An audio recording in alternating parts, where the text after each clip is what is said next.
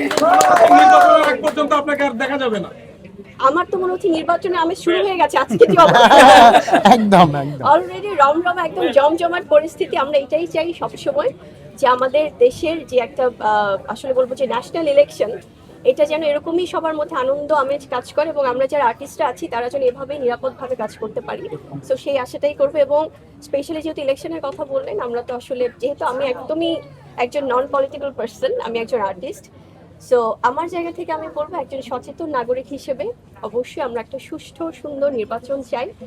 আর অবশ্যই আমরা আমাদের নিরাপত্তা চাই। আমরা চাই যে শান্তিপূর্ণভাবে আমরা যেন আমাদের বাংলাদেশে অবস্থান করতে পারি এবং সবগুলো সেক্টরে যেন কাজ করতে পারি।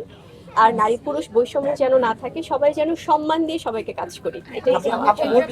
আর যারাই আসবেন, যারা আছি মানে তারাও যেন আমরা এইভাবেই অবশ্যই আমরা সবসময় বাংলাদেশের পরিপ্রেক্ষিতে আমরা নারীরা তো অবশ্যই সেই নিরাপত্তা সেই শান্তিপূর্ণ পরিস্থিতি চাই যেখানে সম্মান নিয়ে আমরা কাজ করব।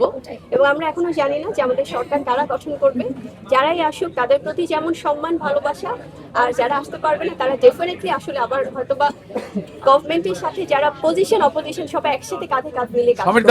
আমরা একটু জানতে চাইবো যে আজকে হাদির যে ছোট ভাই ছিল তাকেও গুলি করা হয়েছে, তার আনুষঙ্গিক যারা আরো তার সাথে কাজ করতো ইনকলাব মঞ্চে, এইটা দরকার ছিল না।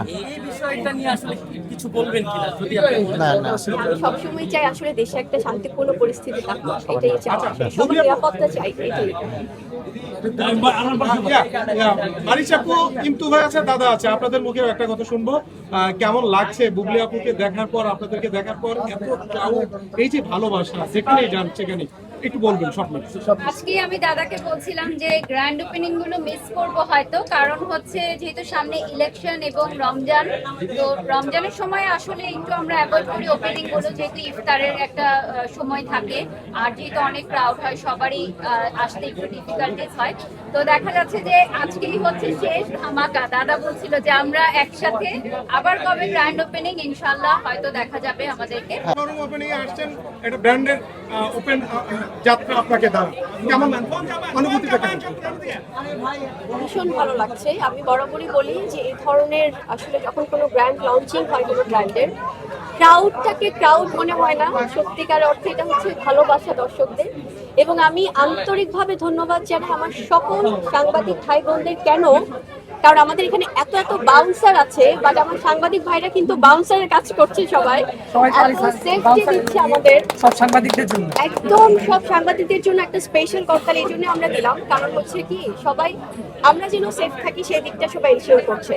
So we are so much grateful to all of you seriously, because আমাদের রেসপেক্টেড জার্নালিস্টরা যেমন কাভারেজ করতেও কিন্তু অনেক ব্রেক পেতে হয়, কিন্তু তার জায়গা থেকে যখন আমাদেরকেও সেফটিটা তারা এনশিওর করে সেটা আমরা সত্যি অনেক ব্লেসড। সো খুবই ভালো লাগছে। আর আজকে আমরা স্পেশালি আমি বলবো যে আমাদের ন্যাচারাল বাই রাখি, আমাদের রাখি আপু, আমাদের ওনার, আমি সবসময় বলি যে নারী উদ্যোক্তাদের পাশে আমি সবসময় ছিলাম, আছি, থাকবো।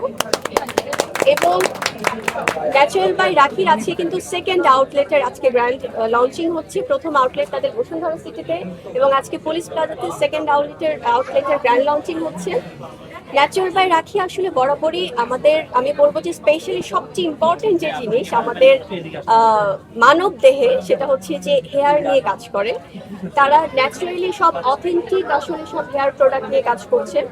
কারণ ডে বাই ডে কিন্তু আমরা যারা ফিমেল আছি বা মেল আছি, যারা ছেলের মেয়ের, আমি উভয়ের কথাই বলবো, প্রতিনিয়ত সেটা অনেক বেশি কাজের প্রেশার হোক, আমরা যারা স্পেশাল মেয়েরা আছি অনেক বেশি আমাদের হেয়ার স্টাইল করতে হয়, স্প্রে ইউজ করতে হয়, অনেক রকমের হেয়ার ডিজাইন করতে হয়। আর তাছাড়াও কিন্তু এখন ডে বাই ডে মানুষের অনেক রকমের টেনশন থাকে, পানিরও একটা ব্যাপার আছে, সবকিছু মিলে কিন্তু প্রচন্ড হেয়ার ফল হয়।